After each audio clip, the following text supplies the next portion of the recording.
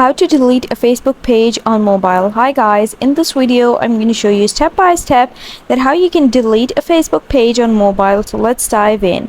First, open your Facebook app and then you have to click this menu icon on the bottom right corner, and now you have to click this arrow over here and choose a page that you want to delete. Now once you're on the page, you have to click the menu icon again. It's going to be on the bottom right corner, and then you have to click this settings gear, or you can just scroll down and choose the settings and privacy option and then click settings. I'm just going to click the settings gear over here, and now you can see you have this option page settings. Open it, and in the page settings you have to scroll down until you find this option that says access and control and click it. And once this opens up, you have to simply click this option that says deactivation and deletion.